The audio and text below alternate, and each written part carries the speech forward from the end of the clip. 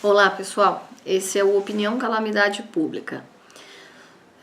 Se refere àquela questão dos estados, né, de um grande número de estados, principalmente do Nordeste, terem ameaçado todos eles decretarem o estado de calamidade se o governo federal não emprestasse para esses estados os 14 bilhões que eles solicitam de verbas da União porque se encontram em dificuldade financeira. O governo federal se dispôs a liberar 7 bilhões e após essa manifestação do governo federal, eles então ameaçaram entrar, decretar a calamidade pública. Então, primeiramente, o que é calamidade pública? Isso está regulado num decreto, havia um decreto da década de 70, que depois foi atualizado nos anos 2000, na década dos anos 2000, no governo Lula ainda, e esse decreto tem a ver com situações especialíssimas, onde há grandes eventos naturais, grandes devastações, grandes situações de risco coletivo, que faz com que a administração pública ou tenha grande dificuldade administrativa ou fique absolutamente inviabilizada de fazer-se funcionar e atender a toda a carência e demanda social. À época dos Jogos Olímpicos, houve uma interpretação, no sentido de que haveria um estado de calamidade financeira. E que nesse estado de calamidade financeira, quando se decreta esse estado de calamidade, geralmente, como é ligado a eventos da natureza, você tem um grande movimento da Defesa Civil, você tem um grande movimento do Ministério do Interior e de todos os ministérios ligados à calamidade. Então, geralmente, vem grupos do Ministério da Saúde para atendimento da saúde, vem o pessoal da área social para a questão de atendimento social, vem o pessoal da Defesa Civil para averiguação de casas, entregas de mantimentos, enfim, há uma série de medidas de caráter, eu diria, até humanitário. E em termos administrativos, tem efeitos também. A lei de licitação, você consegue alguma concessão dentro da lei de licitação para poder contratar de forma direta dentro de um período de tempo, contratos que demorem um período de tempo curto.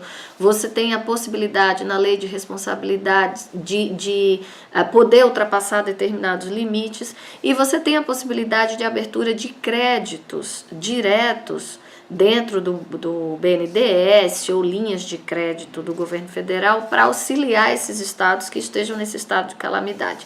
O último grande estado de calamidade que foi decretado foi lá naquele desastre ambiental horroroso que aconteceu em Minas Gerais. Aí o que acontece? Alguém teve a grande ideia do estado de calamidade financeiro para que justificasse o recebimento emergencial do Rio de Janeiro de dinheiro do governo federal para a conclusão das obras da Copa, dos Jogos Olímpicos, e que para que a gente não passasse aquela vergonha nacional se não tivesse concluído os Jogos Olímpicos. Eles aconteceram, foi tudo ótimo, tudo maravilhoso. Mas vocês já ouviram aquela história, onde passa um boi, passa uma boiada.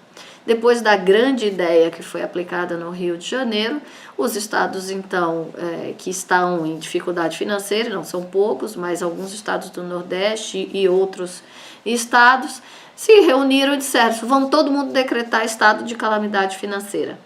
É óbvio que, juridicamente, não dá para se colocar que aquilo era um caso de calamidade financeira. Por quê? Não aconteceu nenhum evento inesperado. Não aconteceu nenhuma catástrofe, não aconteceu nenhuma situação grave ao ponto dos estados perderem a condução administrativa por algo inesperado. A causa é velha, é má gestão pública. Então não há que se falar tecnicamente em estado de calamidade, mas isso gera um impacto político considerável. Então os estados, eles utilizaram isso como uma forma de pressionar o governo a dizer 7 bilhões eu não aceito. E por aqui, até a data de hoje, quando eu estou gravando esse vídeo para vocês, o governo se dispôs a conversar e o que abriu foi a possibilidade de avalizar empréstimo desses estados, desses municípios, diante do sistema financeiro e não repassar verbas da União. Primeira parte, muito bom, não está repassando verba da União e não tem de repassar mesmo. Nós estamos com um déficit gravíssimo no governo federal. Segundo, há que se repensar o Estado, há que se repensar a administração pública, há que se mexer com as grandes bases da administração pública, assim como foi feito na década de 30 e assim como foi feito na década de 60. Está na hora de repensar o modelo da administração pública brasileira. Está na hora de repensar o direito administrativo, ou continuaremos sempre procurando soluções esporádicas para situações que não são esporádicas, né? O problema da má gestão é um problema que precisa ser atacado e de frente. Por outro lado, vamos dar um voto de confiança para os estados e municípios. Tem duas coisas que eles estão certos. A forma em que foi feita toda a atualização da dívida de estados e municípios, desde a década de 90 até aqui, foi prejudicial aos estados e municípios, sim, e precisava ser alterada. Já conseguiram a legislação para isso, mas de alguma forma danos foram ocasionados por isso. Segunda coisa que eles têm razão, precisamos rever o Pacto Federativo e o Pacto Fiscal Nacional. Não é possível que tantas atribuições sejam dadas aos municípios e ao Estado e que a arrecadação concentre-se só no nível federal. É necessária a reforma federativa e ela não será possível sem uma grande reforma tributária. Essa é a minha opinião. Espero que tenha respondido, né, ao questionamento que eu recebi. Eu sou a professora Ana Carla Briacheriene, professora de Direito do curso de Gestão de Políticas Públicas da EASH, USP.